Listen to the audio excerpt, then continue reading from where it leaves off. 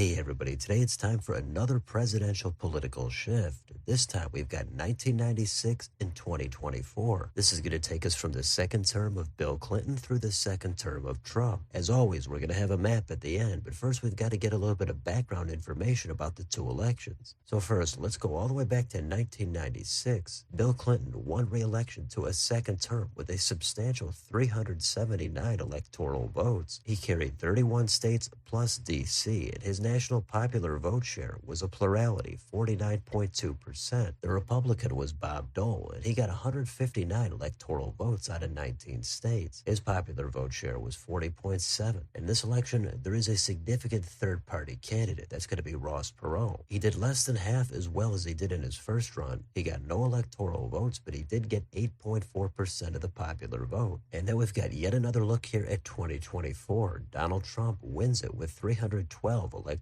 votes. He also carried 31 states, the same as Clinton, but he also got Maine second, and he did not get D.C. And his popular vote share was also a plurality at 49.8%. Kamala Harris took the loss with 226 electoral votes. She got 19 states plus D.C. and Nebraska second, and that's good enough for 48.3% of the vote. That's going to take us into this spiffy-looking spreadsheet. The left column are the states. Then we've got the 96 Clinton vote, then the 96 Dole vote, then it's the 24 Harris vote, the 24 Trump vote, then it's the shifts for the Democrats between those two elections, followed by the Republicans. Finally, it's the net change between the two parties between the two elections. And we've also got shading in this column. The darkest colors are 10 or more points. The lightest colors are going to be under 5%. The biggest thing to keep in mind as we go through these shifts is going to be Ross Perot. The percentages between the two major parties in 96 are going to be a little bit lower. Given there was not a significant third-party candidate in 24, that means that vote from 96 is going to have to go back into one of the two major parties. So with that said, let's try going through the first state. We've got Alabama. In 1996, Bill Clinton got 43.2%. Bob Dole won the state with 50.1. 28 years later, Kamala Harris sank down to 34.1 and Trump went up to 64.6. That's a loss of 9.1 for the Dems and a gain of 14.5 for the Republicans. That comes out to an overall net shift of 23.6% away from the Democrats and toward the Republicans. That's already a pretty big shift, but that's how this works. Now we can quickly go through the rest of these states. In Alaska, both parties gaining votes, but the Democrats gained more than twice the amount of the Republicans. And throughout all that, the state got bluer by 4.4. In Arizona, Bill Clinton won that state in 96. It's considered a swing state today, but in between, it got redder by 7.8. Arkansas, Bill Clinton's home state, swung a gigantic 47.5% toward the Republicans. In California, you could see Dole and Trump got just about the same percentage in the two elections, but overall, the state got bluer by 7.3. In Colorado, which was won by Dole in 96, that got significantly bluer at 12.4. Now we've got a slew of red shifts. Connecticut at a mild 3.6. Delaware, very little movement there at a half a point. Florida was significant at 18.8. Georgia actually did get redder by an even 1. Hawaii, 2.2. Idaho, 18%. Illinois, 6.6. Indiana, 13.4. And Iowa, 23.6. In Kansas, that's Bob Dole's home state. And overall, the state got bluer by 2%. Kentucky had a large red shift of 31.5. Louisiana, just a little bit more than that at 34.1. Maine also in that direction at 13.9. In Maryland, however, that state went in the opposite direction. It had the biggest blue shift out of all the states, just barely more than Colorado at 12.5. Now we've got more red shifts. We've got Massachusetts, 8.2. Michigan, 14.6. Minnesota, 12.2. Mississippi, 17.8.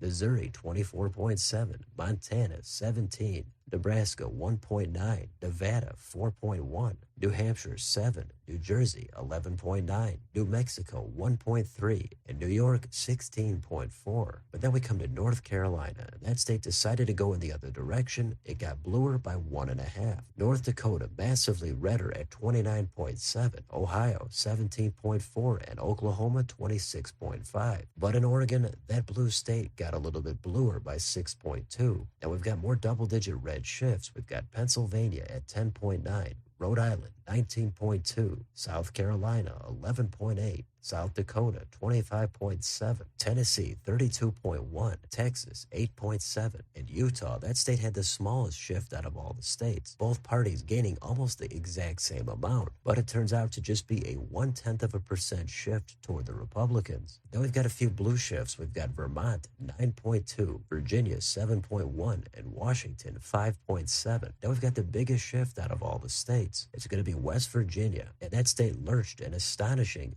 56.6% toward the GOP. Wisconsin also got redder by a much lesser 11.2, and Wyoming was between the last two states at a significant 32.8. Now we've got Washington, D.C. They got bluer by 7.9. Then we've got your national shift on here, and this is key. Without Ross Perot and that significant third-party vote, Harris and the Democrats went down 0.9%. Trump and the Republicans went up big at 9.1. That comes out to a national popular vote shift of an even 10%.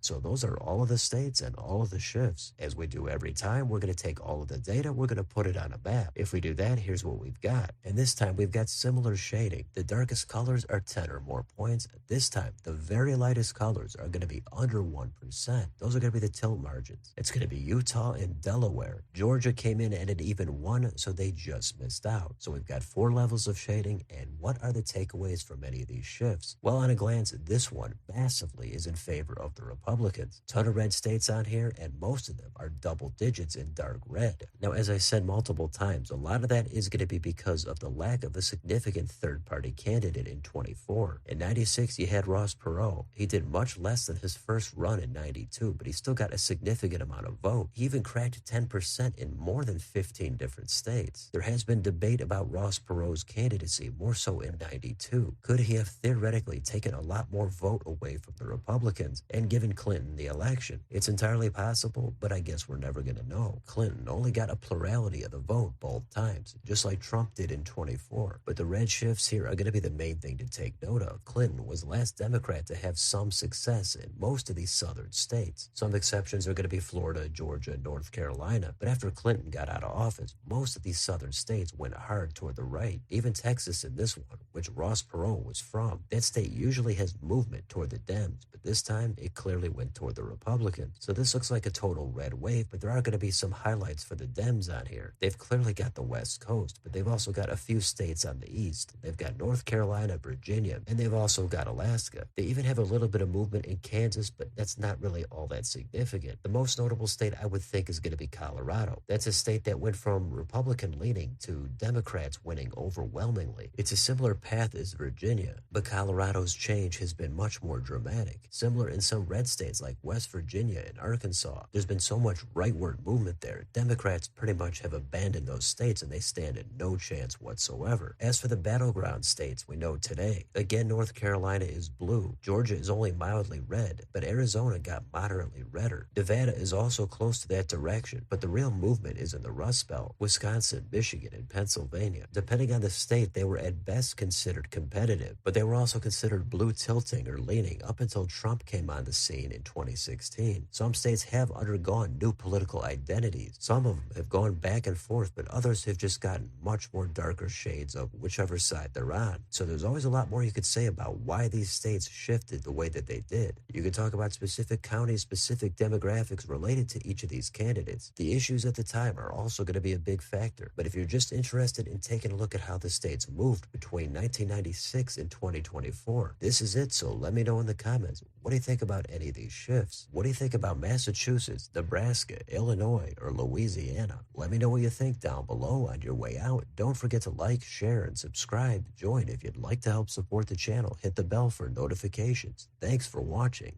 I'll see you next time.